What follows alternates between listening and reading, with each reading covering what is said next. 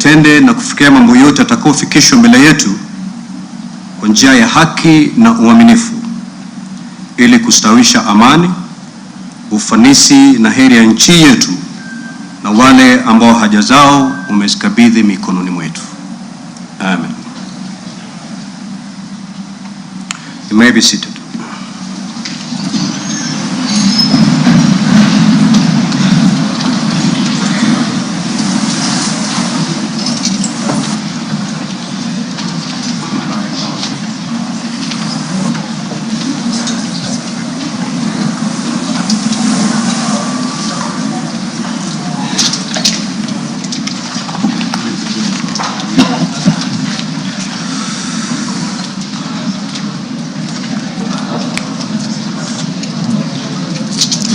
Order, Honorable Senators. Your Excellency, the Honorable Dr. William Samoei Ruto, CJH, President of the Republic of Kenya and Commander-in-Chief of the Defense Forces, the Right Honorable Dr. Moses Watangula, EGH, MP, Speaker of the National Assembly, Honorable Members of Parliament, Article 132(1)(b) of the Constitution provides that the President shall address a special sitting of Parliament once every year and may address Parliament at any other time. Article 132(1)(c) of the Constitution further provides that the President shall, among others, once every year report in an address to the nation all the measures taken and the progress made or achieved in the realization of the national values referred to in Article 10 of the Constitution. In addition, Article 247 of the Constitution requires the President, in his capacity as the chairperson of the National Security Council, to report to Parliament annually on the state of the security of the country.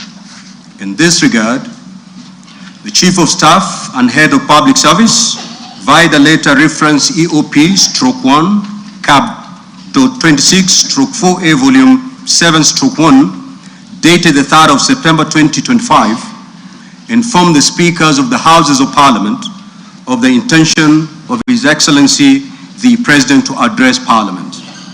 Consequently, and upon consultation, the address to Parliament by His Excellency the President was scheduled for today, Thursday 20th November 2025. Pursuant to Standing Order 25(2) of the Senate Standing Orders, I notify honorable senators of the place, date, and time of today's special sitting via Gazette Notice number 16/518, which was published in a special issue of the Kenya Gazette on Wednesday 12th of November 2025. Further, together with the Right Honorable Speaker of the National Assembly, we notified all members of Parliament and the general public of today's special sitting via notices placed in the Daily Nation and the Standard newspapers of Wednesday, 12th November 2025. Accordingly, honorable members, this special sitting is properly convened. I thank you.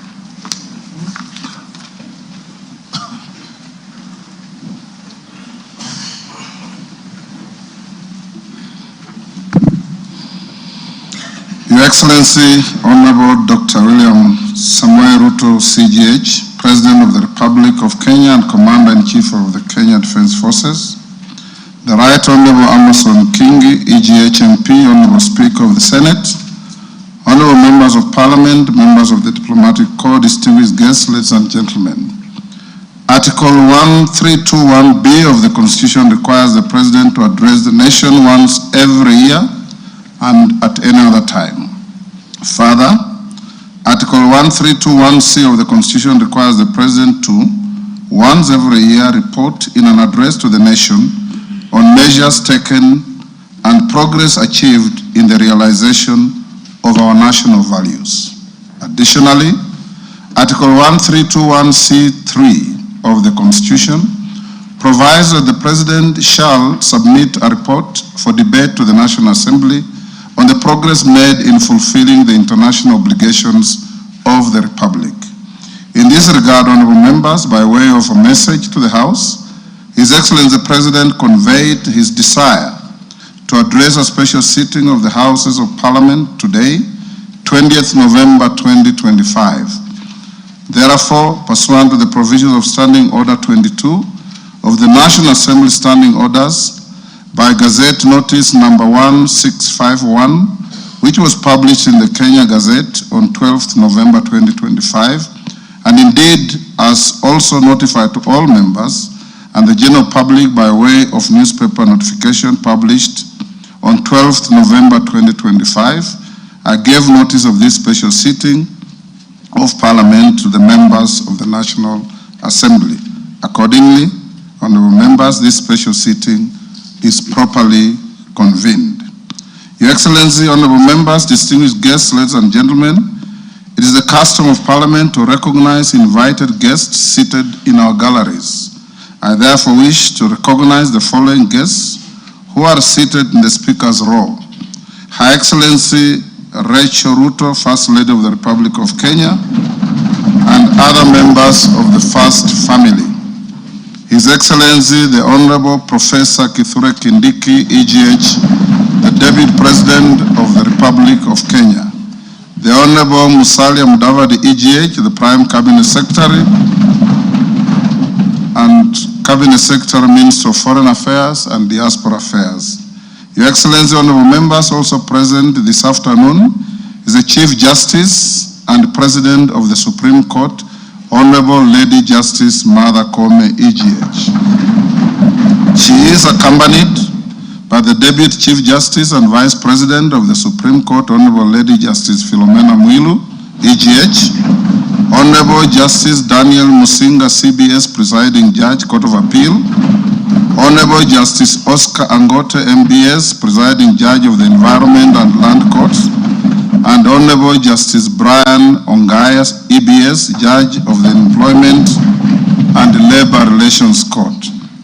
We are also honored to have in our midst the immediate former Speakers of the Houses of Parliament, the Honorable Francis Ole Kaparo, the Honorable Ekwe Ethro, and the Honorable Kenneth Lusaka, EGH, the Governor of Bungoma County, and Clerk Emeritus of the National Assembly, Ambassador Michael Sialai, CBS.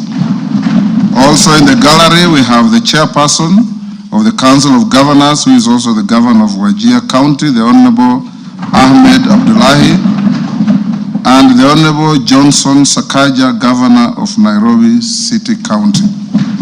May I also accord special recognition to all Cabinet Secretaries present and particularly acknowledge 5 of them who are former ranking members of the Houses of Parliament, namely Honorable Aden Duale, EGH, former leader of the majority party in the National Assembly, Honorable Kipchumba Murkomen, EGH, former Senate Majority Leader, Honorable John Badi, EGH, and Honorable Opiyo Wandayi, EGH, both former leaders of the minority party in the National Assembly, and the Honorable Alice Wahome, EGH. If Honorable Mutai Kagwe is present, is also a former member of the House, I acknowledge him. I also acknowledge Principal Secretaries and members of the Diplomatic Corps, heads of constitutional commissions, and independent offices and state corporations present. You are all welcome to Parliament. Your Excellency, I wish to make a special welcome to Parliament and mention the Chief of the Kenya Defence Forces, General Daniel Kahariri, and the respective service commanders, the Inspector General of Police, and other leaders of our disciplined forces who are seated at the Speaker's row. Parliament deeply appreciates your outstanding contribution to the national defense, security, and distinguished service to our nation. To all invited guests, we say, Karibu Bunge. Your Excellency, honorable members, distinguished guests, ladies and gentlemen, I wish to draw your attention to the officer standing to the right of the chamber in green. He is the Chief Sergeant at Arms of the National Assembly, Mr. Aloisio Lekulo, OGW.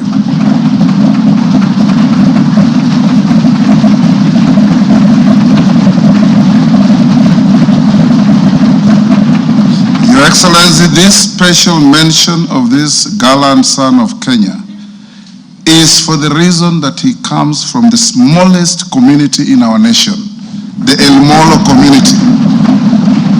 A community which, according to our last census, numbers just about 500.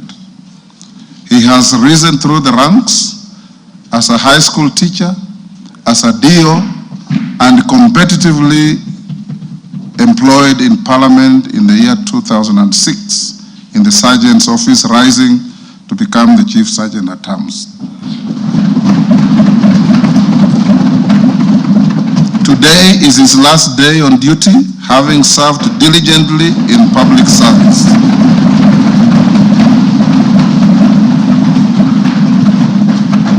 The National Assembly, the special session where we pay tribute to him and we thank him for the distinguished service he has rendered to the nation and wish him well. Your Excellency, honorable members, distinguished guests, ladies and gentlemen, it's now my singular honor and privilege to invite His Excellency, the President of the Republic of Kenya and Commander-in-Chief of the Defense Forces to address this special sitting of Parliament. Your Excellency, you're most welcome.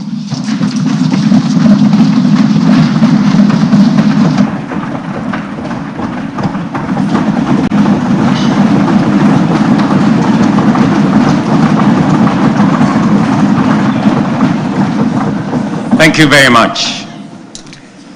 The Honorable Speakers of the National Assembly and Senate, the Honorable Members of the National Assembly and Senate, the Chief Justice and the leadership of the Judiciary, Cabinet Secretaries, Your Excellencies, distinguished guests, fellow citizens, ladies and gentlemen.